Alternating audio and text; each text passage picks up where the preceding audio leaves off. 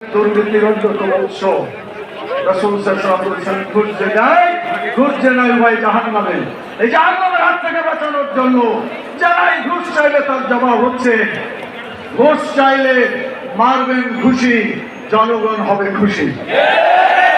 আপনারা কি পারবেন ঘুষ চাইলে ঘুষি মারতে পারবেন? তাহলে ওই হাত দিয়ে শক্তি দিয়ে প্রতিরোধ করা হবে। তবে আমরা বিশ্বাস করি আইনসম্মত ভাবে, রাষ্ট্রীয় ভাবে আল্লাহর আইন চালু হবে। শক্তি দিয়ে অন্যায়কে, ফেতনাকে, দুর্নীতিকে চিরদিনের জন্য স্তব্ধ করে দিতে হবে। আপনারা কি রাজি আছেন? যারা রাজি আছেন দুই হাত তুলে আল্লাহর কাছে বাংলাদেশকে চালু করে দাও। আসসালামু আলাইকুম রাহমাতুল্লাহ। সংগ্রামী সাথী ও বন্ধুগণ, আজকের এই ঐতিহাসিক জনসমুদ্রে এই মঞ্চে উপস্থিত আছেন শহীদ মাওলানা মতিউর রহমান নিজামীর পুত্র ব্যারিস্টার নাজিবুর রহমান মোমেন, যিনি বক্তব্য দিয়েছেন। কারাগারে মৃত্যুবরণকারী আটক রাখা হয়েছিল। আরো উপস্থিত আছেন ছাদ থেকে ফেলে জানেন স্বৈরাচার যাকে হত্যা করেছে শহীদ ডাক্তার ফয়েজ আহমদের পুত্র হাসান আল বান্না এবং বেলাল আহমদ। সংগ্রামী বন্ধুগণ, এখন বক্তব্য পেশ করবেন জালেম স্বৈরাচার যাকে 14 বছর কারাগারে আটক রেখেছিল, যাকে মিথ্যা মামলা দিয়ে মৃত্যুদণ্ডে দণ্ডিত করেছিল বাংলাদেশের সর্বোচ্চ আদালত আপিল বিভাগ, যাকে নির্দোষ ঘোষণা করেছে, যার বিচারকে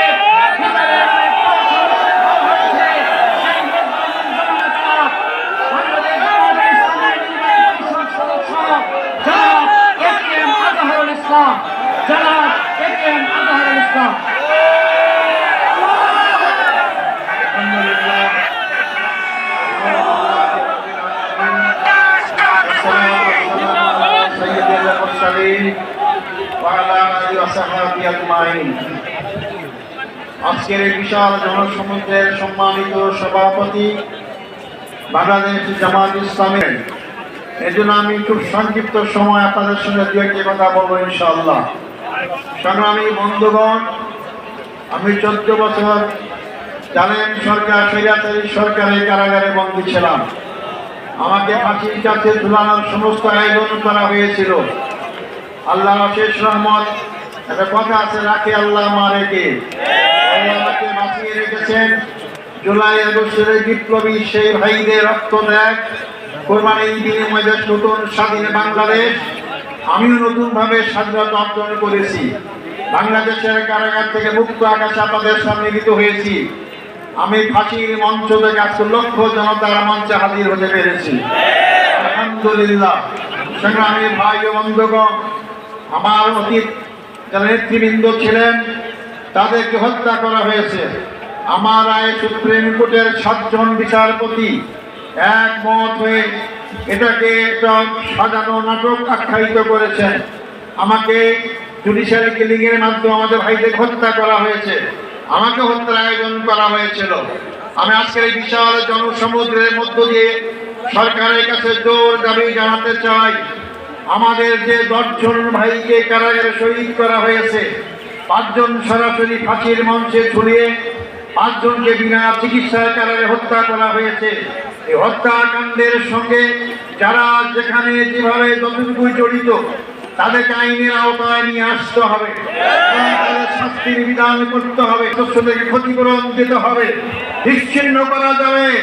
আজকে 15.5 বছর পর এই লক্ষ লক্ষ লোকের সমাবেশ কি প্রমাণ করে না ইসলামী আন্দোলনকে হত্যা, ইসলামী আন্দোলনকে ফাঁসি নির্যাতন করে নিশ্চিহ্ন করা যায় না। আমি বলি ইসলামী আন্দোলন হচ্ছে একটি খরস্রোতা নদীর মতো। নদীর সামনে যে নামে আপনি বাদ দেন না কেন, খরস্রোতা নদীর পানি তীব্র গতিতে সামনে অগ্রসর হয়, বাঁধে ভেঙে সামনে যেতেই থাকে। আমাদের সামনে নেতাদের হত্যা করে হোক, 71 বয়ান করে হোক, যে নামে আমাদেরকে বাদ দিয়ে আমাদের আটকানোর ব্যবস্থা করা হয়েছিল, কোন শক্তি সেই বাদে আমাকে আটকাতে পারে নাই। আজকে জামাত ইসলামের সামনে অগ্রসর হচ্ছে। যারা বলেছিলেন যে আমাদের ইসাকের বেটি বিদেশ থেকে পালায় না, আজকে কারা পালিয়েছে? জামাত ইসলামের নেতৃবৃন্দ পালায় নাই। আমেরিকায় ছিলেন, তিনি বাংলাদেশে এসেছেন। তাকে গ্রেফতার করা হয়েছে, ফাঁসি দেওয়া হয়েছে, আর যাদের ঠিকানা অন্য দেশে তারাই পালিয়ে গিয়েছে।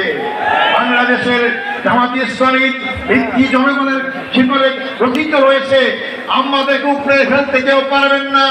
যে উপরে ফেলার চেষ্টা করবেন তাদের দাঁত ভেঙে যাবে, জামাত ইসলামীর কিছুই হবে না ইনশাল্লাহ।